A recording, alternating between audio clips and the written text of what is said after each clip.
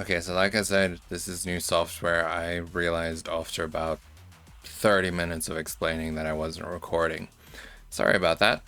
Okay, first of all, when you're working, obviously I had to undo a bunch of it now, but when you're working, Control S is your best friend. Saves, if power goes out, whatever, you only lose 5 minutes rather than 2 days. So what you're seeing here is basically the same as the day thing, but we're doing it more complex. Maybe the client's more difficult, whatever. Okay, so we've got a goal for medicine 1, and we've got a goal for medicine 2. We've still got the sum of how many they missed in total. We'll maybe use that later. For now, we want to know, did the patient take the goal of this one? So we're going to say equals if this one is equal to that one. And remember, this is our reference, so we're going to lock it. We're going to say, yes, he took it, or no. Now, the reason I'm not being specific about he took it, whatever, you'll see later it has to do with nesting and all of that. So we have our filter there. Let's see. If you're using random numbers like this, if you want them to rerun and make new ones, you press F9. Okay, see here we have a 5. It says yes, so formula works.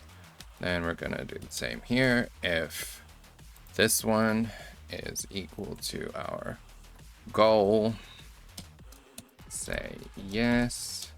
Otherwise, say no. Like I said, biggest pain in if statements is these commas. Make sure you do not miss them. Cool, so now we know, did they take medicine 1, did they take medicine 2? For this, obviously doesn't make sense, you can just look there. But, maybe you end up having 20, 30 different meds. Then what? You have to scroll through all of this, blah, blah, blah, blah. Or you can just look here. Now, they want to know, did the patient take both? Because maybe they want to summarize it even more. So here we start getting to our nesting. So what we're going to do is we're going to say if, and then we need 2 logical tests here. So what we're going to do is AND, which allows you multiple logical tests.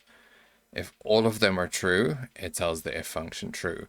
If at least one of them is false, it tells the if function false.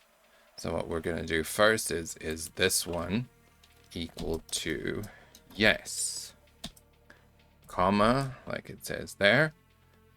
And we're going to do is this one equals to yes. Obviously, with random numbers, this is unlikely to happen. With difficult patients, it's also unlikely to happen, but that's neither here nor there. Okay, so now this test, did they take 1 and did they take 2, which is determined by the yes and the no. And this column is asking if they took both, so it has to be yes on both. That's what this and tests. And as you can see, when I put the comma there, this all became the logical test there. Now we're going to do the value if true, which is yes, they took both, or no, they missed something. We're not giving details yet because that's not what we were asked. Check our commas, check that any brackets we opened closed, press enter, fill it down.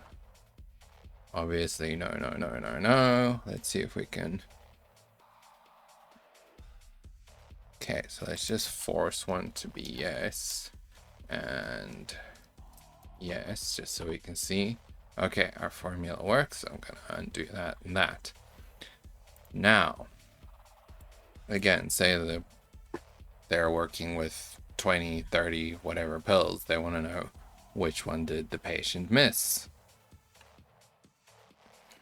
This is going to be a much more complicated nested sequence. So I'm going to do it in the next video.